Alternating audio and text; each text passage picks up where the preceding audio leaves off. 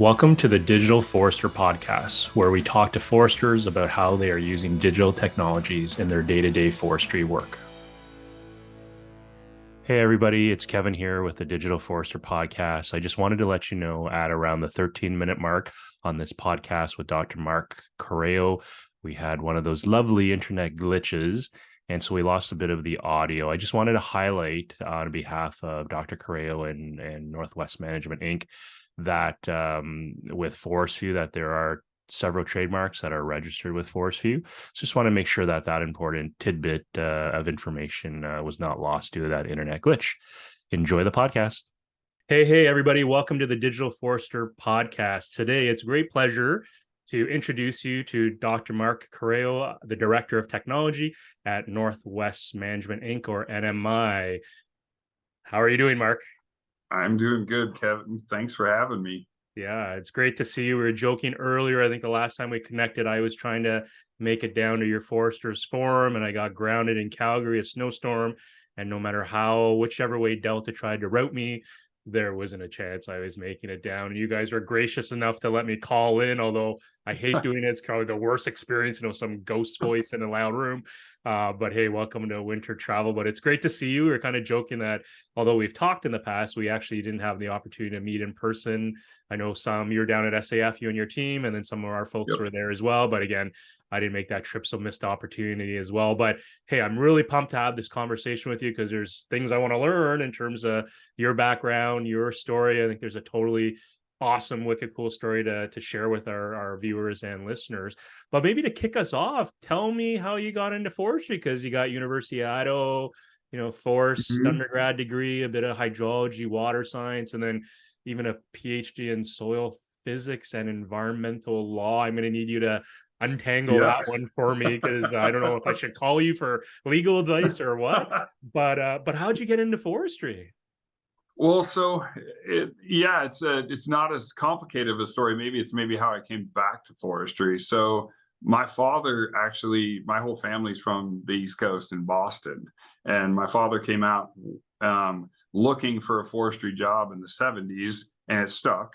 And then so my brother and I, we were born and raised in Idaho and forest tromping all over the mountains. And when I went back to school, because he was a forester and he started his business, I did everything I could to not work for him. And so I went in and tried fisheries for a while. I tried soils for a while. I even tried pre-med radiology for a while, and ended up graduating with a undergrad from the University of Idaho in forestry, because I liked trees. I really liked wood. I'd always done a lot of carving as a kid and things like that. Then again, tried to avoid working for the family business. So I went to Colorado seeking water resources, ended up in snow physics, and really did a lot of snowboarding and measuring frozen things. You were really trying to get away, weren't you? Right? I was trying hard. And then again, ended up in a construction job down in Denver. And long story short, left construction, went back to water, did water rights in Montana for a while because it was closer to natural resources, needed to get closer to the trees. And actually, one of the partners that my father worked with said, "Hey, come back and start a water resource service for Northwest Management." I think it was just a ploy to get me to come back and be a forester, but came back and actually got accepted to work at the University of Idaho after a number of field seasons with the company. And they said, if you're willing to get a Ph.D., we'll work with you, and you can study whatever might benefit the company. So I always had a propensity for physics, and I never was allergic to paperwork, and I liked policy. So I spent 2 years in the law school.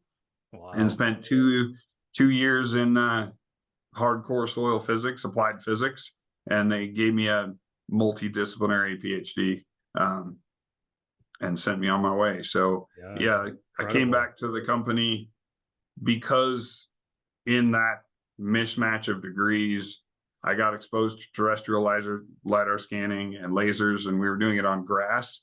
And I figured, well, if you can use a tripod laser scanner on grass, than one in an airplane for trees, maybe there's something there. So that there's the full circle. Yeah. Yeah, that's incredible. So I always joke, it's like no matter what we do to do the opposite of what our parents often say, inevitably they're right. Like we just got to accept it, Yeah, that hey, we mom and do. dad are right, and there you go. And if only we knew that earlier, we probably would have saved ourselves that much more pain, per se. I completely agree. Yep.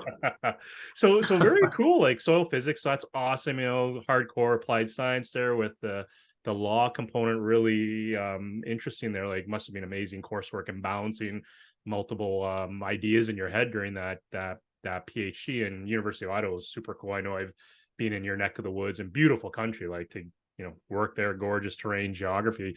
So amazing on that front. And so as we think about NMI and the work you're leading now, would you say like some of the stuff, the cool stuff NMI is doing now is a direct extension of your PhD research? Yes. Yep, it is. So the company right now, I mean, for years and years, the company's been in business since 1984. Wow. We've done between 40 and 60,000 inventory plots a year as forestry sector. That was the core of the business for almost 30 years. And just in the last probably 10 years, there's a forestry inventory component. There's the pure forestry component of growth and yield and modeling. And then there's an environmental planning service that does the documentation and forest management plans, et cetera. And now we, yes, have that extension of my research, which is, we call it tech services, but it's technology. It's GIS, it's remote sensing, it's laser rangefinders. It's trying to take those tools that a lot of folks across the industry are either really starting to integrate now for field work to make themselves more efficient, more effective, or they're trying to learn how to use the tools to do that. Whether it's remote sensing from the sky down, or it's a handheld instrument with batteries. So yeah, that's how we're set up now to Cool. really integrate that across the traditional services we've provided. Yeah, so thinking of that unique perspective, because you're doing the traditional forestry services, going into a different space. I'm going to assume this was a walk in the park, easy journey. Everyone's just buying in, right? Tell me about your experiences to date so far.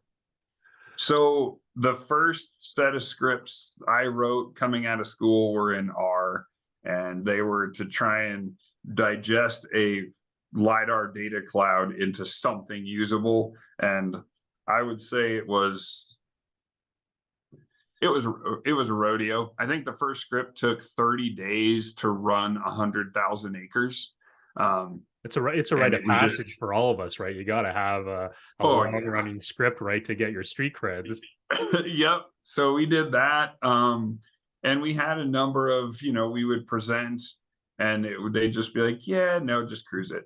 And so we did a lot of that. It was from 2005 to 2015 to 2019. So just a solid 4 years. It was spend money, break, wait, spinning wheel of computer, broken code, crappy data, and just trying to figure out the nuances of LiDAR too. I mean, there's publicly available LiDAR, there's LiDAR from a drone, LiDAR from a helicopter, LiDAR from an airplane. So one of the things we always joke about, actually, there's a sign in the office that says all LiDAR are not created equal. And I think we learned the most just QA/QCing data sets that clients would give us and say, hey, we got LiDAR, do this for us. And we'd be like, yeah, it's not going to work. We can't get there. So yeah, we had a good solid 4 years of beating our head against the wall, I guess. Yeah, for sure. So it's cool because sometimes you got to go through those trials and tribulations to really understand what the technology is capable of, and then localizing it for whatever problem you're trying to solve. So maybe we'll just jump right into it. And I know we'll bounce around because, again, as director of technology, even on your LinkedIn profile, I know you're tasked with monitoring different technologies and what they mean for forestry. So I suspect we'll have a great conversation about what the future could look like. But maybe we'll just jump right into ForestView, because this is I don't want to say the new baby, but maybe the new thing that you're probably proud of. You probably spent oodles of hours getting this thing going, and there's some cool buncher field tests and whatnot. But maybe walk us through that journey of how you got to ForestView, and Sure. what some of the lessons learned might be in the technology, what's involved. You mentioned drone, airborne, what is that? And then we'll have some fun with that and see where we go. Okay. Yeah, we started by just trying to identify tree peaks, as everybody does, using standard watershed algorithms and stuff that you could find in open source software. Um, did that started the through, and it kind of culminated in 2019. We had a client allow us to fly about 50,000 acres of lidar in the southwestern US, which was important. I'll explain that in a second. So we flew that, processed it, and out of it came a reasonable identification of all the trees. Well, one thing we did learn is that when you get a bunch of ponderosa pine trees that get really old because their rotation age is 100+ years, they kind of get this mushroom top to them. And trying to use a watershed algorithm to find mushrooms is really challenging. So that kind of prompted some more development. We did a 600,000 acre project in 2020, and it was more successful. Numbers of different segmentation methods, as well as where we started to develop specific metrics on each tree. So like shapes of crowns, reflections of crowns from the LiDAR technology. Now, all of this to that point was aerial LiDAR. And those two projects were flown with a sawtooth scanner. So the zigzag pattern, which, as you can imagine, there's challenges because there's gaps when the zigzag goes by. And so we processed through those and were able to keep the clients happy and provide tree lists and other metrics, roads, streams, things that started to really show the value beyond just an inventory. And in 2021, we did just over 3 million acres in 11 states for a couple different clients with a matrix scanner. So more of a dot grid that's equidistant. And that started to show quite a bit more value. It let us take it to a single tree level that we could get lower. We could get smaller tree objects down around 2 meters or 6 feet, and started to tease out ideas of groupings of species by just structure alone. And then this year, we have started to integrate high resolution imagery collected in conjunction with the LiDAR. And that's really where ForestView got its legs, was kind of 2020 transition away from the sawtooth scanner into some of the most modern technology. We started working quite a bit and getting some tossing some ideas around with a couple different forestry cooperatives in the US. We started working with a partner of ours. Their name is Interpine in New Zealand. A lot of folks know them in the LiDAR community. They do wonderful things down in their neck of the woods. And so really we were late 2019, middle 2020, I think is when it finally registered, because we figured that we needed that because our clients were asking us for proof in the pudding, I guess. So we did a lot of pilot projects throughout this. I mean, that sounds like a great path. 50,000 acres, 600,000, 3 million. I think we'll be somewhere around 7 million acres or something this year. But in between that, we've probably done 15 or 20 pilot projects that are substantial effort. Testing different sensors. We've tested Optec, Leica, Regal, Velodyne. We did try some drone work for a while, but drones were just not scalable.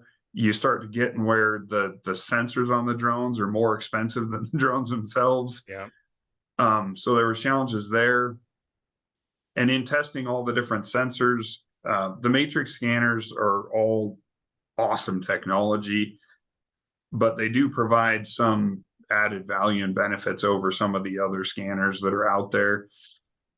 And then, aside from these pilot projects, we do use our traditional core of forestry boots on the ground.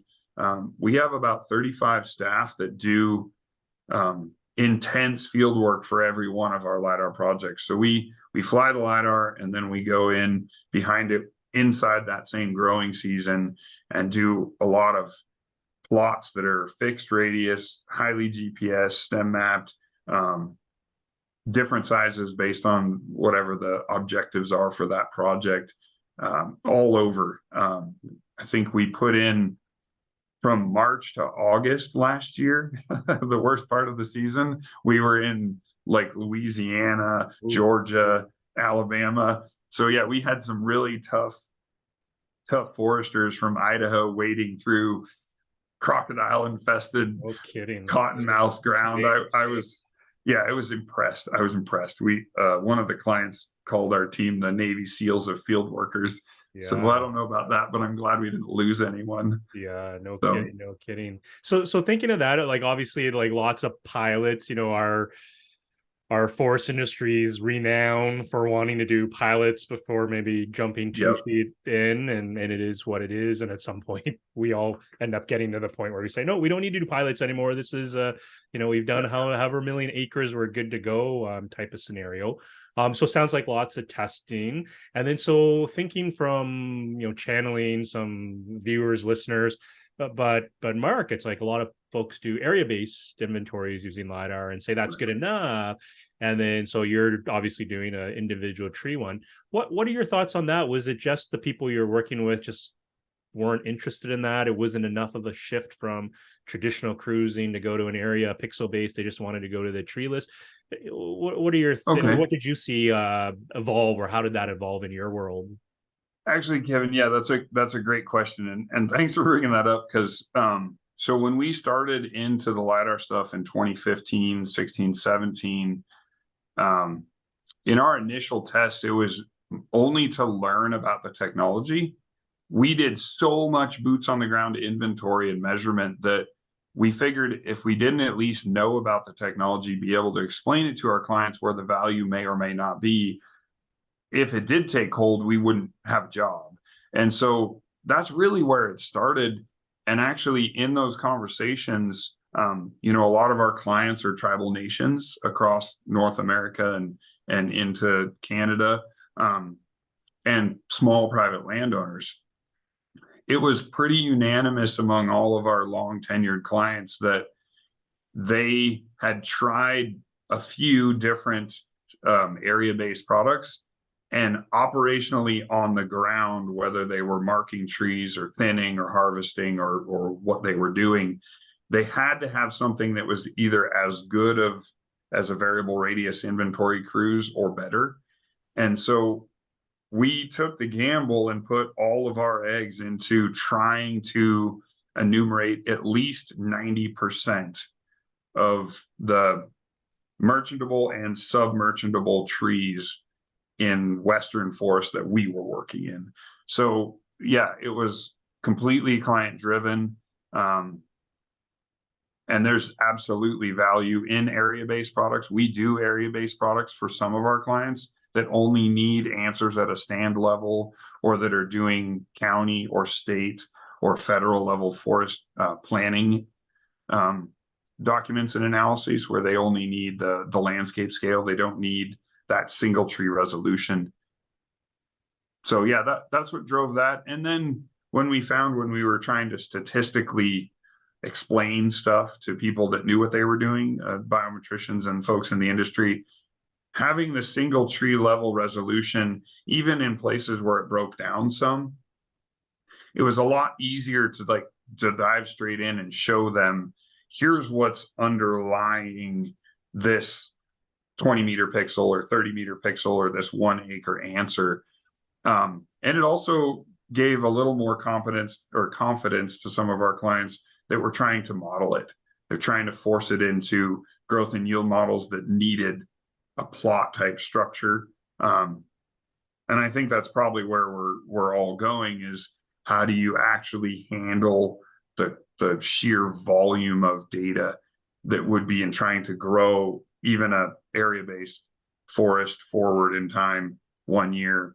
5 years, 10 years, 20 years. And so I know that, FVS and FPS, the Forest Biometrics Research Institute, has some pretty robust growth models, and you can trick them into growing trees forward in blocks or aggregated tree lists and stuff. And so, yeah, it was client driven to get us there. Right, for sure, for sure. So thinking of obviously you're working with, I don't want to say sophisticated clients as if everyone else is not, but at the end of the day, they are sophisticated because they're looking at these new technologies and what it can mean for their business, whether from a competitive point of view or to meet some business requirement around ESG, whatnot. But for maybe a listener who's, because again, you and I both know forestry is like so different anywhere in the world, like Right. it's just different per se. But maybe for a listener who's stuck right now surveying the landscape and trying to figure out like which way should I go, how would you advise them? Like, what are some of those questions, you in your seat with NMI would ask this individual to help them figure out, do you even do LiDAR, or then do you do an area base? Do you do an individual tree? Do you go, satellite? Do you do, like, there's so many options now that sometimes I hear people say it's like, there's just so much noise, and not necessarily bad noise. I suppose there's just so much out there. And I don't have a PhD in soil physics and environmental law or LiDAR. Like, help me out. How do I even move forward? What are some of those pro tips you might give some of those folks that are listening? Well, that's actually, we call it an overload of options. And so, to speak to your noise comment there, a lot of times, the first thing to do is find out what your objectives are. What are you asking of your landscape? Does it require a single tree level? Does it require you to group certain sizes of trees or species of trees or anything? And once you understand that, I would say that at least 50% of the folks out there that are asking stuff of their landscape, planet imagery is fantastic. Even sometimes Google Earth will get you where you need to go. If your timing is broader, if you don't need it like right then, right now, every single year, there's a lot of the satellite products out there. Sentinel-2 data is pretty valuable to be able to get at least a classification of differences across the landscape, and where at least major changes happen, fire, larger clear-cut harvest, things like that. So most of the time, I would say 50% of the people out there, there are open source software, there are packages you can use to get an idea of your landscape enough to come up with plans, put together in objectives, and kind of come up with either a forest management plan or a wildlife management plan, or at least a layout of what you've got to work with. Then, depending on your scale, there's people that are very capable with swarms of drones that have LiDAR on them that'll do some really high resolution structure for motion, which is where you take a lot of pictures and you build a 3D model where you can see change or harvest boundaries. I mean, drones are very valuable at that small scale. There's helicopter providers out there that have fantastic, super high resolution data scans that I would say are usually constrained to the engineering world or the academic research world, but they can help us answer questions about height to live crowns and possibly defect in trees or better species ideas from structure. And then, of course, there's custom-based aerial LiDAR, which is what we do. It's the sweet spot we found for getting a very high resolution look of your landscape at a very big scale, easily 1 million acres or plus. It's not the cheapest thing in the world, though. We don't expect to be the cheapest. It's even at scale, you're still looking at $3.50 an acre for a 500,000 acre project, and that's assuming that it's somewhat near itself. It's not in 3 different states. So, it's still pretty costly. And then, of course, there's the area-based, a wide area like a USGS LiDAR. Very valuable for structure. It's usually available, pretty easy to get, free to download. It gives you ideas of what the different structures, tree heights, and what you've got on your landscape, identifying roads, maybe streams, depending on its age. But I don't know that that helps the listeners, because there is so many options out there. I would just say any one of the companies that has a robust remote sensing service, just ask them, whether it's us or Kevin or the variety of other people that do this in the industry. I think all of us would unanimously say we're here to help the client. We're here to help the people understand what you have on your ground. Just define what it is you're trying to ask. I guess if I have something to guide people, it's try and get a clear picture of what you want. Yeah. That's probably the biggest challenge we have. Yeah, that's great. Definitely, what are we trying to do, and make sure you understand that the business objective, maybe, or the Yeah. problem we're trying to solve. Absolutely, that was great, actually, Mark, because you kind of laid out different options for people to start, whether it's free data, look Yeah. for free tools. We know those exist, or we can say that just boils down to call Mark at NMI and he'll solve all your problems, and we're done, right? So there we go. Absolutely. So yeah, so absolutely great. Lots of options there. Now, one of the things I'm curious to poke you, not literally poke your brain, I guess, but pick Sure. your brain. Not that that sounds any better, but thinking of people who are doing this, it's always the proofs in the pudding, right? So they're like, Mark, yeah, I've heard other people talk about this. Yeah, I've heard it's so great. Costs, always laughed. You can't talk about costs in isolation or void of value, because at the end of the day, it's $350. If you save $10, the hell cares? Spend the $350, right? It's not rocket Yeah, I guess there. so. But thinking of validation, now I know you guys have done some cool, again, I watch on social media, so some kick-ass videos and stuff like that. But I know you guys are doing some trials, with bunchers and validating. Can you maybe share with us some of the results and how tight the ForestView product is for our listeners? Yeah. As far as some of the validation, we put a lot of energy into the validation. We have a pretty solid relationship collaboratively with the University of Idaho.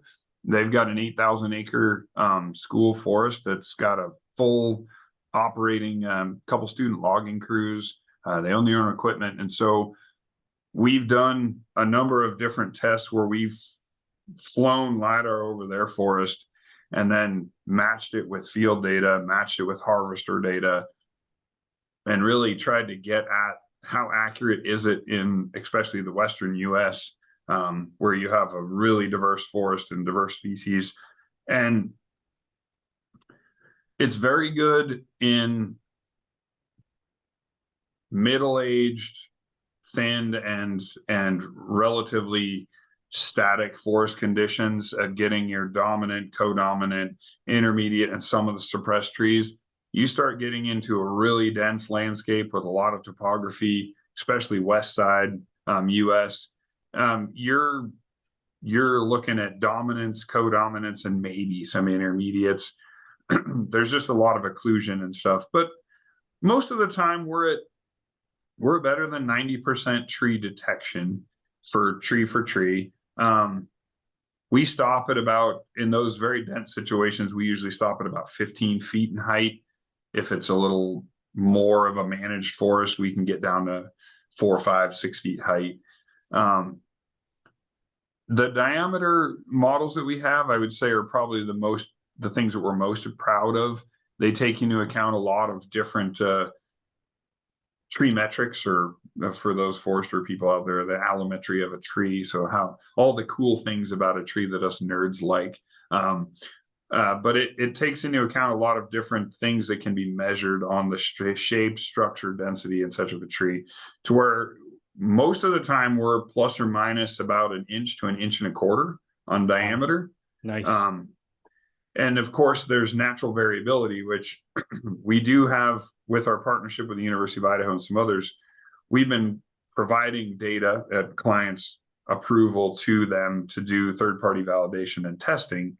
We did a felled tree study, which is some of the videos that you see on our website down in East Texas. And that one, I think the most exciting part for me was all the tree heights were within 3 feet of each other, but the diameters varied widely between like a 5-inch diameter tree right next to an 11-inch diameter tree, and they're all the same age. And it just depends whether maybe how they were planted or their feet were in water, et cetera, et cetera. So down there, our diameter model actually picked up, I would say, better than 85% accuracy on those. It did miss some of the big swings that we would consider outliers, but across a big chunk of the landscape, better than 10,000 acres, we were plus or minus an inch on loblolly plantations. Now, I got asked at SAF about hardwoods, and my response is to be the same here. Hardwoods are a mess. I hate hardwoods. They're very challenging. Yes. Leaf off, of course, makes it way better, but they're a whole nother animal. The research and the services are getting there, but as an industry, I think there's still quite a bit to be learned about how to figure out how to do that LiDAR scan of a hardwood and make some serious value out of it. Yeah, for sure. And that's cool. I love the fact that you're being open and honest in terms of where the technology's at, what it can do, because often you and I both know from our time in the space, there's people who say, I can do it all, right? Yeah. It doesn't matter if it's, software, hardware. Yeah, I can do it. No problem, Mark. And the reality is, there's complexity in our force, and sometimes Yes. that complexity wins. So definitely cool to hear you describe, where it works. And I think one of the things I think about is there's always naysayers, right? Like, oh, it's like you only get 90%. Yeah, but 90% across millions of acres, like you're almost doing a wall-to-wall census. It's like you can't do that anywhere else. So at some point those naysayers just have to kind of buy in and see what the product is versus just kind of poking from the side there. So very cool, very impressive on that side of things. Looking forward, before we shift maybe gears and talk more about technology, because I'm dying to hear your views on different things, but thinking of ForestView, where are you going next with it? Like, it's obviously being used on millions of acres. Is this really now just, part of go-to market? How do you scale this out to other people? Or do you foresee, needing to invest in some new widgets or capabilities or refinement? So where's the world look like for the next year and 3 years for ForestView? So ForestView right now, we've just scaled our hardware up. We've got a full fiber line into our office with a petabyte level server and some serious horsepower behind it. I say that because most of our clients being tribes, we have certain confidentiality things that don't let us put data in a cloud. So that is a different challenge for us compared to others that can maybe take advantage of the AWS cloud and stuff. So we've had to learn how to become a small Amazon server farm in some ways. So that's been quite a learning curve. But with that, the future, so we now have a team that's doing full fire risk assessments. So we take a variety of different fire models that exist, plus some tools we built in-house, and we can project the forest forward in time up to 30 or 40 years and take historic fire and re-simulate fire behavior, but also take into account the digital landscape that's been scanned and the road networks and the infrastructure, timber prices. And we can actually take that through to target a fire risk rating by stand, as well as calculate the avoided costs given real market value. So we're doing that's part of the future. We've just provided that actually a month ago to one of our first landscape scale clients. And it's been, I would say, largely a success. Got some edits, but did pretty good. And then growing trees forward. We just finished a pilot project with 100,000 acres where we had 2 different LiDAR flights. There are flights, but 2 different points in time, more than a growing season apart. And we did a match of all the trees and then did expressed growth rates. And like you said, even though we only had 90% of the trees, we're able to show site index maps for at least that time period over a very extensive landscape. And it differed significantly from the site index measures that the client had in their database of how they were expecting the trees to grow. Some were better, some were not.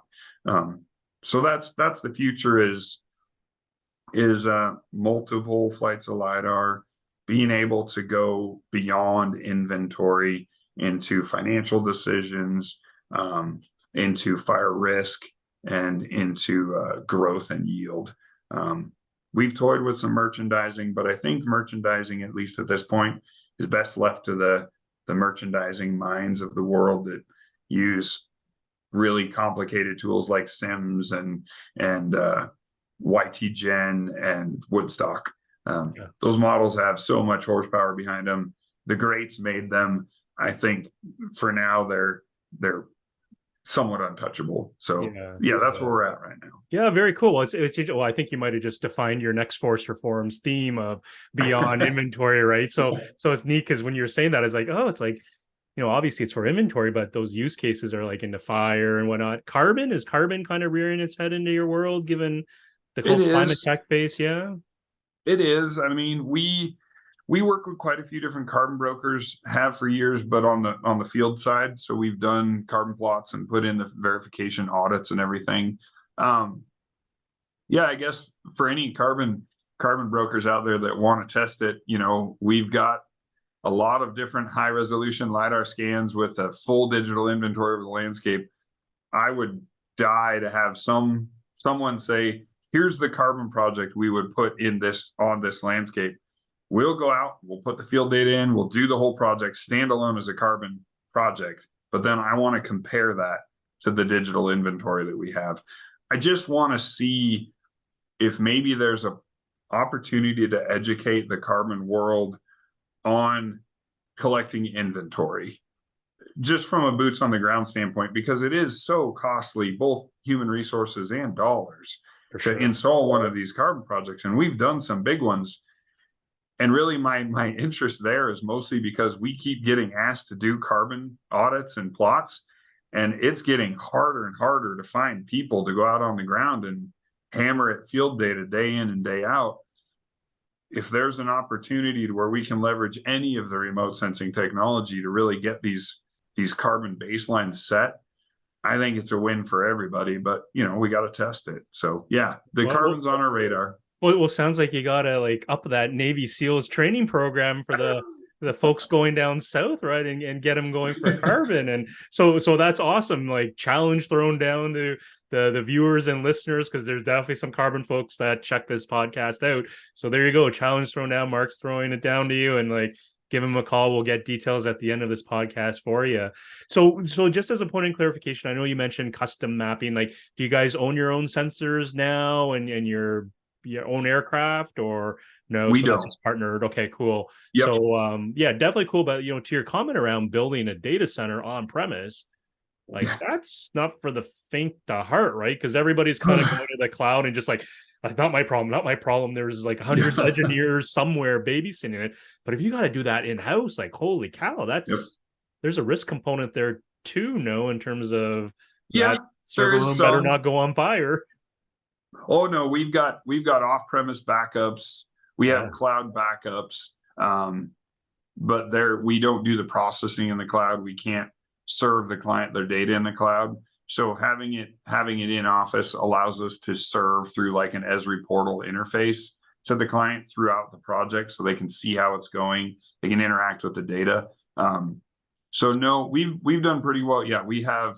I would say that we incur quite a bit of expense because of that. That's maybe different than some folks, because we have a team that just babysits the servers, that just makes sure everything works. We have power backups. We have redundant power. Yeah. So it's a very stable system and hasn't had a glitch in 3 years, which is awesome. But yeah, I'm sure in the early days it was Mark just covering his eyes and just signing. Yeah, what am I signing now? Yeah, I'm just going to sign. Sure, you need a backup power. I don't know what that is, but I'm going to sign it and hope that it works out from the end. So yeah, definitely, totally cool. So you mentioned Esri technology. I think this is a great segue. We've talked about ForestView, super cool technology, and we'll get contact information at the end. But if we shift gears, and maybe I'm curious to know, I won't keep saying dying because that has a morbid context, but like technology wise, for our listeners and viewers, like what's NMI run? Is Esri shop, or is it a mix open source, or whatever works? What are the technologies NMI uses to drive its business? So we run everything in-house through scripts. So we use Python, we use R, we use C, languages like that. That's how everything in ForestView is built and operated. We are an Esri and QGIS shop. So all of us that are programmers and do the data crunching, we're all pretty much in the Q world. We use QGIS, free open source. All of our clients are Esri. So because of client need, we're an Esri shop. So we have the full Esri suite, Esri portal, enterprise, you name it. And so, yeah, we have Arc Pro, Arc Map, Arc Online, and then our full suite of services that comes out of the server, which is what the fiber line's for. So we do host Esri dashboards so the clients can see their product as it goes. It's not a service we charge for. We use that really as a project update because Esri's got it figured out. I mean, it's a fantastic software.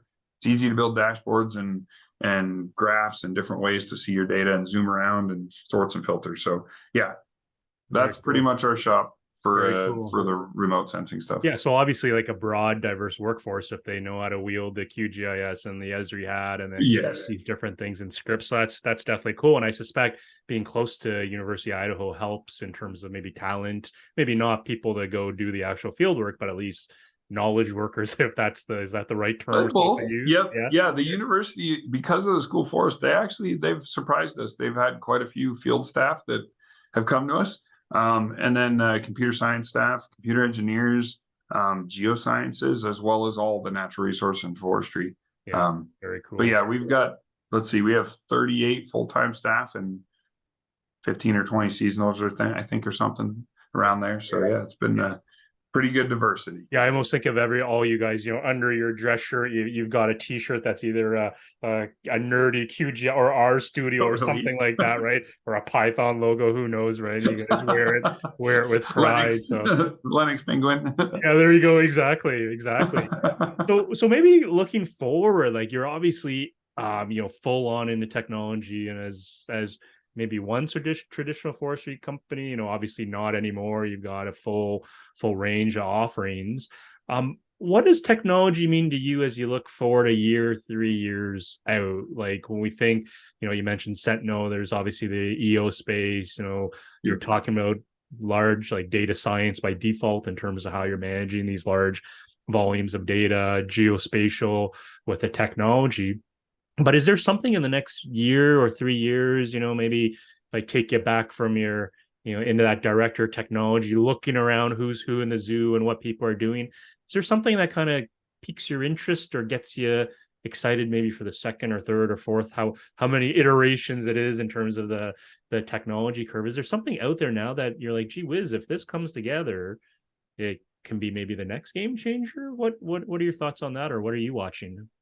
I mean, yeah, if I could wave my magic wand, it would be awesome to see like hyperspectral lidar become a little more usable. I don't know that that's in the next 1 to 3 years. I think if we can get the USGS and or the agencies that take over 3DEP to collect a higher quality specification of national lidar with a sensor that's a matrix scanner, I think there's going to be value across many industries on doing that. Some of the open source tools out there are pretty neat these days. One of my younger staff the other day showed me an iPad that's got a lidar scanner on it. I think it's more of an augmented reality, but it was pretty cool. So I think it's just, I don't have anything specific that gets me excited other than the technology is being adopted. I do see that. Maybe blame it a little bit on COVID. People were more used to sitting in front of their computers and doing things on a computer because they were isolated. And so it's been a really neat thing to see that people are at least open to hearing about remote sensing and technology in the forestry sector, whereas, ag has kind of left us in the dust for years. For sure. So yeah, I think for me, the exciting part is people are adopting it. We're getting onto that curve of adoption a little bit better, no matter who's providing it.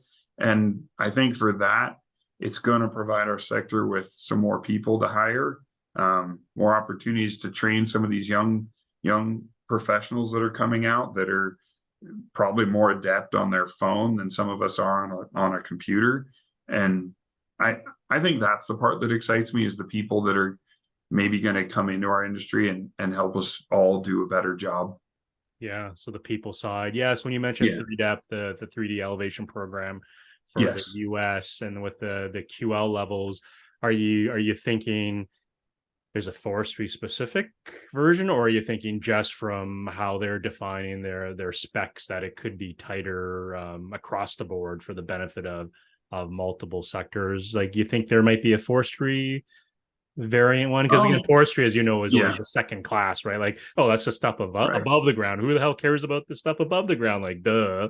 But Yeah. but just curious to know what you meant in terms of what would be those improvements or enhancements you would like to see Yep. if they were to update that program.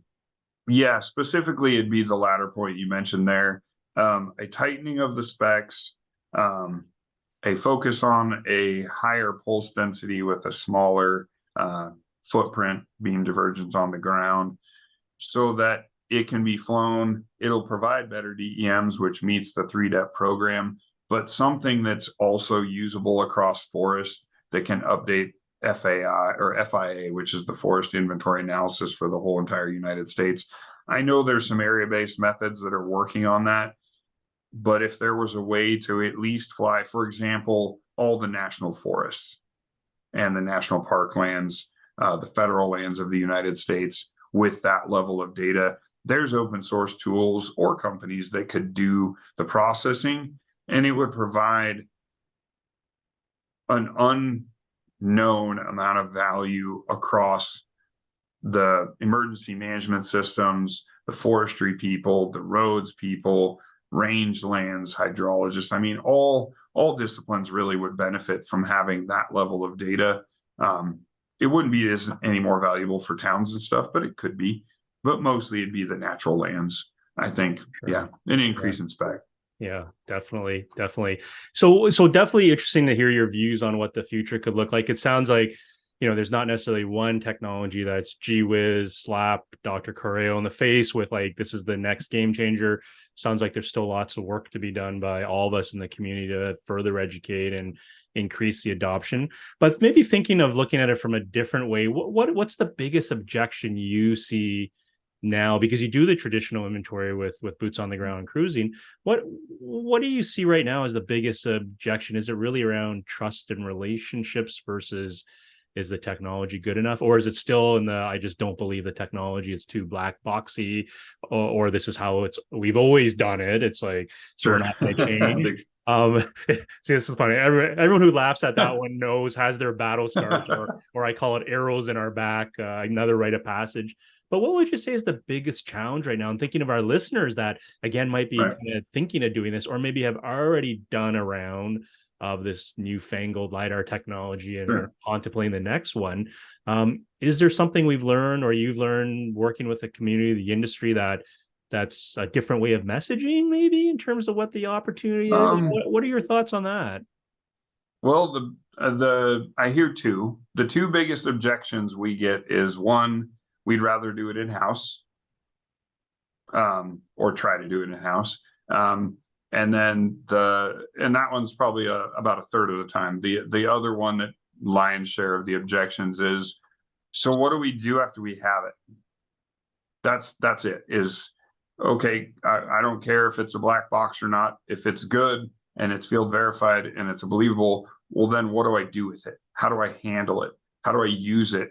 When you hand someone a terabyte of data, then they don't know what to do with it. So that's actually been where we focused the last 2 years, is to say, okay, and that's why we use the Esri software, is say, okay, here's your project, and you can watch as it goes through. And as they ask us questions, we build them widgets, and then they can use those widgets and they can get familiar with it. So it's all people, it's all learning. And then at the end of it, we will spend time with any client to sit down with them and say, okay, you can put small chunks of it into your world, or you can use a cloud service, or you can have us host it. in an interface that's touchable and interactable, but you can't break it. So I think that's probably the next wave for all natural resource remote sensing providers, as well as the universities. I would challenge the universities, build tools that allow someone to interact with an area, or even more difficultly, a single tree level analysis. I mean, you can go and build through an R script a single tree, we call it rainbow trees, where you don't know how right or wrong it is, but it'll give you a whole mess of data that will allow you to build tools to interact with that single tree file. Do that. I think that's what the next focus should be for the industry is, how do you interact with a single tree, an entirely digital landscape? How do you map it? How do you select areas of it? How do you do just simple tasks? It's like when we were in school, probably you go back to being a freshman in school when you first got introduced to GIS and you spent an hour banging your head against the computer just to draw a polygon. I feel like we're maybe coming full circle to that with the size of the data we have now. Yeah, definitely interesting. Definitely interesting to hear you talk less about technology, but just back to people. And do you see a pattern with how do I ask this in a polite way without getting completely spammed later on? But do you see it? Do you feel a generational change is underfoot, and maybe that helps with the acceptance of some of these new technologies, and the other way of putting it bluntly, I say gray hairs lovingly, but the gray hairs as they retire and move on. Do you sense that, or do you see a shift there with a younger workforce coming in with different demands in terms of what their job as a forester should look like? Are you seeing that in your geographies yet? Yeah, I would say broadly, yes, but I think in a positive way. So we have a lot of the gray hair level folks, the people that are at the sunset of their career. They're actually really excited about this because they're like, man, that would allow something that I've always wanted to do, I could never do. Like, we could never see that on the landscape. It took so many hours and days of cruising. We could never see that in our forest. So we get that excitement. And on the flip side, yeah, you have the new generations incoming. They like shiny. They don't want to be necessarily uncomfortable in getting rained on and snowed on and sweating and getting poked with branches in the field. So there's a positive opportunity there that they see these kind of cool tools, and it does entice them enough that they'll spend a little bit of time in the field. But yes, I think harnessing the two of them is probably why the industry is moving forward a bit. I mean, across America anyway, the baby boomer generation is waves of retirement right now. Yeah. Well, there's all their kids are kind of coming into it. And so I think those two generations, I think, are close enough linked, parents to children, that it's actually a benefit. But it's our industry learning how to harness that that's gonna be a bit of the challenge. Yeah, 100%. So I'm dying to know, you being involved with NMI, your father having led it for so many years, like this work that you're doing, is this any hard conversations with dad about what the future looks like? No. Like, or this was a smooth sailing? It's like, yes, all right, Mark, go ahead, lead this initiative. It's all good. Like what can you share on that front? So okay, that's a really awesome story, and if he ever watches this, he's gonna roll over and laugh. But so it's funny because I brought him the idea of LiDAR when I was in school, and I explained it to him, and he's always been a very visionary man. And so he just glommed onto it, and he was like, oh, and he got all excited, started his eyes, and I explained to him kind of what I was thinking with trees and planes. And so it was like probably a year later when we started working together in the company, he presented it at one of these meetings. He's like, we need to find someone who to look at this LiDAR research, and this is what we're going to do. And I was like, wait a minute. Wait, and so that was mine. Wait a minute, Dad. Yeah, you're taking that. It was pretty funny. It was funny because he's always been a visionary, and actually that's why we work together great. I don't know that we've ever had any hard conversations because he's the first one to admit, he's like, I have no idea what you're talking about. He's like, you are so woo, that he's like, obviously you know what you're doing and it's turning out all right. So so he would back us. But it was funny that he was like, yeah, my idea to start LiDAR inventories, that was definitely what was going to save the company's future. And so we've had a lot of good laughs over that one. But well, as no, we he's said at been the great. start, our parents are always right, right? Here's just another example of your dad being right, right? Absolutely. We'll just nod our heads and grin and laugh. If we only listened sooner. Exactly. I told him this since he was a young boy. He just wouldn't listen, and here we are today. So, as we're looking to close down, you also are one of the OGs, I guess, of the Foresters Forum. What are you seeing on that street? Or maybe for our listeners, describe to us or introduce what the Foresters Forum is, its goal, Sure.